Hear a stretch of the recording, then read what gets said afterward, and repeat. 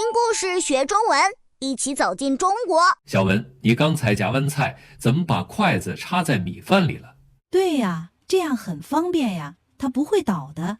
怎么了？这在中国是不礼貌的做法，会很尴尬。什么？我做错了吗？在中国，把筷子竖着插在米饭里，这个动作只在一个场合出现，就是祭奠去世的人。天哪，我完全不知道。没关系，今天我们就来聊聊在中国筷子用法与文化。大家好，我是小华，这里是听故事学中文频道，欢迎大家。Learn Chinese, Meet China， 我是小文，也欢迎大家可以订阅我们的频道，不仅可以学习中文，更通过具体的生活场景了解中国的文化，帮助你更好地融入中国的真实生活。今天我们就认识一下，在中国最普通也是最重要的日常生活工具——筷子。对，因为筷子看起来很简单，就是2根细长的棍子，但它背后的文化规则其实特别多。我现在特别好奇，为什么几乎所有中国人都会用筷子？我是说，这不是天生的技能吧？当然不是天生的，中国小朋友大概从2、3岁开始，父母就会教他们用筷子。2、3岁，很小就开始学习使用了。对，一开始会给孩子用那种练习筷，就是2根筷子上面连着一个卡通小动物，帮助他们固定手型。哦，我见过那种，很可爱。然后慢慢的，孩子就学会用真正的筷子了。到了5、6岁，基本上所有中国孩子都能熟练使用筷子。所以这就像学走路一样，是每个中国人成长过程中必须经历的事。没错，因为筷子是中国人1日3餐都要用的工具。等一下，1日3餐都用筷子，喝粥呢？喝粥用勺子，但吃粥里的配菜还是用筷子。吃面条、吃米饭、吃炒菜，全都用筷子。那如果一个中国人不会用筷子，会怎么样？会被认为很奇怪，就像一个美国人不会用刀叉一样。在美国，如果你不会用刀叉，大家也会觉得很奇怪。完全一样的感觉。所以在中国，如果你说你不会用筷子，中国人的第一反应是：你是在开玩笑吗？好吧，那我现在明白为什么我在餐厅用叉子吃饭时，服务员会多看我几眼了。对，他们可能在想，这个人是不是外国人？小华，刚才你说筷子有很多文化规则，除了不能插在米饭里，还有什么？太多了，比如不能用筷子敲碗。为什么？因为在过去只有乞丐要饭的时候才会敲碗，所以如果你用筷子敲碗，就等于在说这顿饭不好吃，或者你在催主人上菜，非常不礼貌。哦，原来是这样。那还有呢？不能用筷子指着别人，这个其实全世界都差不多，用手指指人就很不礼貌，用筷子更不行。对，这个我能理解。在正式的场合，不能把筷子横着放在碗上，也不能把筷子交叉放。为什么？交叉代表十字架，在中国传统文化里，这是不吉利的，横着放在碗上也不够尊重。那应该怎么放？应该把筷子放在筷架上，或者并排平放在碗的右边。筷架就是一个小小的架子，专门用来放筷子的。A small holder for chopsticks。哦，我在日本餐厅见过。对，日本也用筷子，也有筷架。中国餐厅里稍微正式一点的场合都会有。那如果没有筷架呢？那就把筷子并排平放在桌子上，或者放在碟子边缘。总之，不要竖着插，不要横着架，不要交叉放。天哪，规则好多，我以前完全不知道。其实这些规则中国人从小就知道了，所以他们不会觉得复杂，但对外国人来说，确实需要时间慢慢学。那如果我在餐桌上犯了这些错误，中国人会怎么看我？如果你明显是外国人，大家会理解，不会怪你。但如果你看起来像中国人，或者你说你会说中文，那大家就会觉得你对中国还不够熟悉，还需要学习很多。所以学中文不只是学语言，还要学这些文化细节。完全正确，语言和文化是分不开的。小华，我还想问一个问题，为什么中国人吃饭喜欢大家一起分享桌上的菜？我是说，在美国，每个人点自己的菜，吃自己盘子里的东西，但在中国，大家都用自己的筷子夹同一盘菜。这是个好问题，这和中国人的聚餐文化有关。中国人吃饭特别看重团圆和分享。团圆？对，就是一家人或者一群朋友围坐在一起吃同样的菜，象征大家是一个整体。所以每个人点自己的菜，反而会显得很疏远。对，在中国，如果你和朋友一起吃饭，你点了一份宫保鸡丁，他点了一份小炒牛肉，你们各吃各的，这会让人觉得关系不够亲密。但这样不会不卫生吗？大家都用自己的筷子夹菜。这个问题中国人以前不太在意，但最近几年，特别是疫情之后，越来越多人开始用公筷。公筷就是专门用来夹菜的筷子，不是用来吃饭的。Serving chopsticks。哦，我明白了，就是每盘菜旁边放一双公用的筷子，大家用这双筷子把菜夹到自己碗里，然后用自己的筷子吃。没错，现在很多餐厅都会主动提供公筷公勺。那在家里呢？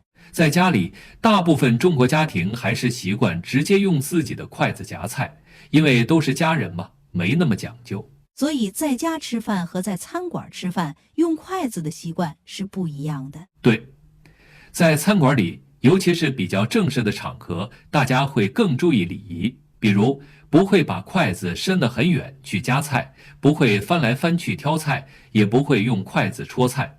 为什么不能戳菜？因为这样显得你很没有教养，应该用筷子夹起来，而不是戳。好的，我记住了。还有，如果你想吃一道菜，但那道菜离你很远，你应该请离得近的人帮你夹，或者等转盘转到你面前。转盘？对，在比较大的餐桌，为了方便每个人都能夹到所有的菜，在桌子中间会再放一个可以旋转的桌面，所有的菜都放在上面。旋转桌面，所有的菜就跟着旋转，就可以让每个人都能夹到自己需要的菜了。这样就不需要站起来才能夹到，很聪明的设计。站起来夹菜也不算错，但稍微有点不优雅。更好的方式是，请别人帮你转一下，或者说麻烦帮我夹一下那个菜。明白了。小华，那中国人会随身携带筷子吗？不会，中国人不会像带钥匙一样随身带筷子。那如果在外面吃饭呢？餐厅都会提供筷子，如果是叫外卖，商家也会放一次性筷子在袋子里。一次性筷子？对，就是用完就扔的那种木头筷子或者竹筷子 ，disposable chopsticks。但这样不是很浪费吗？对，所以现在有些人开始自己带筷子，特别是那些环保意识比较强的人。自己带筷子去餐厅？对，或者去公司食堂，或者叫外卖的时候跟商家说不要一次性筷子。那中国人对筷子有特别的感情吗？有的，对很多中国人来说，筷子不只是一个工具，它代表家的感觉。家的感觉。想象一下，一个中国人在国外生活很多年，有一天他回到家，坐在餐桌前，拿起筷子夹起妈妈做的菜，那一瞬间他会觉得我终于回家了。哇，这个我能理解。对我来说，刀叉也有类似的感觉。对，所以对海外华人来说，筷子是一种文化符号，它提醒他们自己来自哪里。那筷子在中国传统文化中象征什么？筷子象征和谐、合作、平等。为什么？因为筷子必须两根一起用，缺一不可。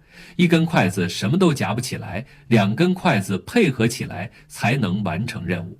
哦，所以它代表团队合作。对，而且筷子的两根是一样长、一样粗的，谁也不比谁更重要，这就是平等。这个解释好美。还有，中国人结婚的时候会送筷子作为礼物。真的吗？对，因为筷子的筷和快乐的快发音差不多，所以筷子代表快，快生子，快乐成双。原来是这样。那筷子可以送给其他人吗？可以啊，送朋友、送长辈都可以，特别是那种精美的筷子，比如红木筷子、银筷子，都是很好的礼物。那中国人会在意筷子的材质吗？会，日常在家用的筷子一般是竹筷子或者木筷子。为什么？因为便宜、轻便、好用，但有些人也会用金属筷子，比如不锈钢筷子。金属筷子我用过，但感觉很滑，不好夹菜。对，金属筷子比较滑，但它的优点是耐用，不会发霉。那银筷子呢？我听说古代中国人用银筷子试毒。对，古代确实有这个说法，但其实银筷子能检测的毒很有限，更多是一种象征。现在有些餐厅也会提供银筷子，但主要是为了显得高档。那一双筷子能反映出什么？能反映一个中国人的生活习惯、家庭背景，甚至性格。性格？对，比如一个人的筷子用得很旧，但还在用，说明他比较节俭。如果他的筷子很新、很精致，可能说明他比较讲究生活品质。有道理。那不同地区的中国人用筷子的方式有区别吗？有一点，北方人的筷子一般比较长、比较粗，南方人的筷子相对短一些、细一些。为什么？这和饮食习惯有关。北方人吃面条比较多，长筷子方便夹面；南方人吃米饭、吃小菜比较多，短筷子更灵活。原来是这样，小华。我还想问，为什么中国人用筷子而不是刀叉？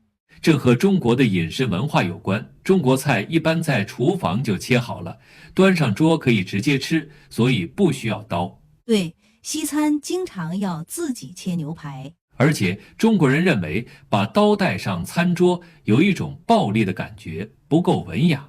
哦，所以筷子更温和。